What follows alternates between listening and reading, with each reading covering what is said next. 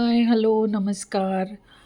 तर आज बिग बॉसमध्ये खूप काय काय झालं. त्याचे दोन महत्त्वाचे म्हणजे आज बिग बॉस सुरू होताच बिग बॉसने दोन ग्रुप पाडले आणि त्याच्यात 2 टॉप आणि 2 फ्लॉप हे निवडून आणायचं होतं आणि ते पण बहुमताने आणायचं होतं.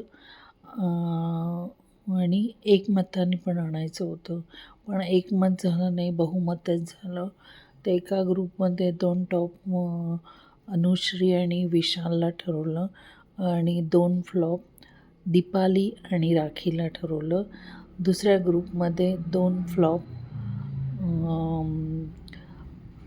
तन्वी आणि सागर आणि 2 टॉप प्राजक्ता आणि रुचिता ह्या दोघांना ठरवलं.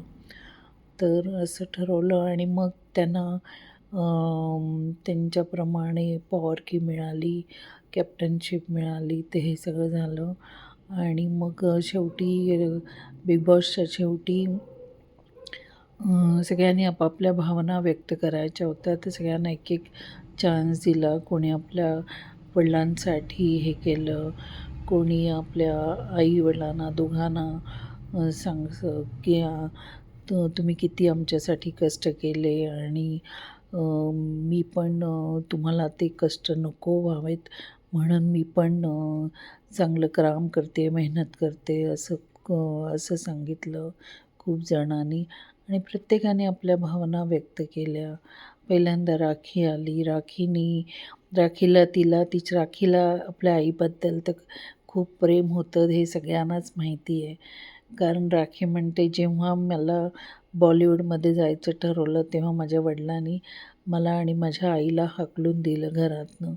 तर माझी आई माझ्याबरोबर शेवटपर्यंत होती आणि तिची आई जेव्हा सीरियस झाली तेव्हा ती लास्ट टाईम मराठी बिग बॉसमध्येच होती.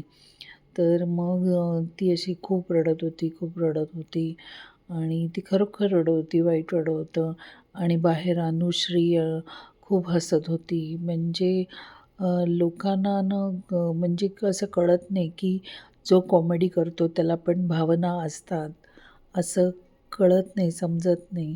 त्यामुळे राखीचं ते तसंच झालं आहे. राखीला सगळे असंच मजाकमध्ये घेतात. ही काय कॉमेडी करणार किंवा हिला थोडीच रडायला येतं. असं करून सगळे असंच करतात. मला एकच सांगावसं वाटतं की कुठलाही छोटा मुलगा असो की कोणी असो, त्याला आपल्या घरात प्रेम मिळालं नाही ना, की तो नक्कीच बाहेर शोधायला लागतो की कुठे आपल्याला प्रेम मिळते. त्या बाबतीतच राखीचं झालं. तर म्हणजे कुठल्याही कॉमेडी माणसाच्या बाबतीत असंच ठरलं जातं की ह्याला काय भावना नसतील, ह्याला काही दुःख नसतील. पण असं खरंच काय नसतं. Okay, bye.